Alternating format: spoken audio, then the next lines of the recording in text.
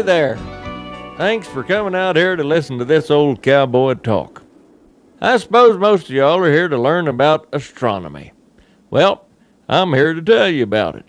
But I'll bet you've never heard of a cowboy astronomer. He pointed up to the sky. You know anything about the stars? I shook my head. Well, I know they're up there and they twinkle. He laughed. Yep, there is that. And they rise and set just like the sun. Well, tell you what, look over here. See those 7 stars that look like a big cup? I said, yeah, that's the Big Dipper, right? He said, yep, there's the handle.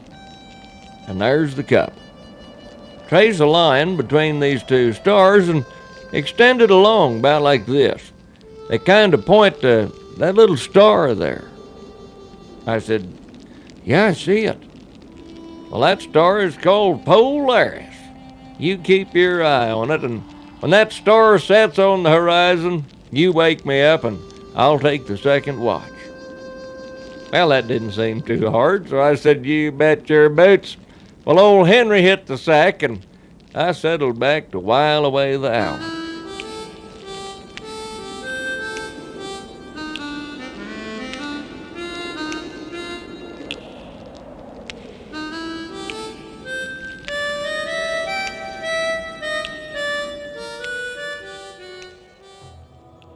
One by one they released the birds, and then they fled back to their homeland.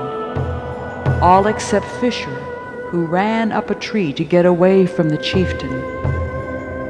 He ran up so high and so fast that he escaped into the sky country.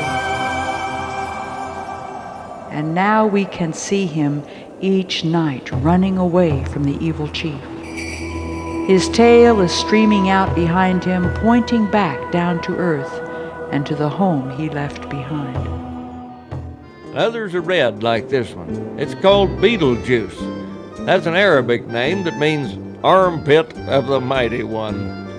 I suppose that makes sense since his whole outline of stars here is called Orion, the mighty hunter. And this star is kind of where his armpit might be. But frankly, I've never been partial to talking about armpits, so let's talk temperature instead. Blue and white stars are hot, really hot. Yellow stars, like our sun, which of course you don't see at night, they're a mite cooler. Orange and red stars, well, they're the coolest ones. He kept right up with them, and pretty soon he'd chased them to the top. They had nowhere else to go, so they leaped into the sky and became the Pleiades. Well, as you can imagine, the bear wasn't too happy about this. He stuck out his big old claws and scratched at that mountain. Those claw marks are still there today. You can see them when you look at the mountain we call Devil's Tower. Some days I hear that snow goose whispering my name, asking me to come up to the stars. Well, I'm not ready to go yet, but one day I'll be headed that way.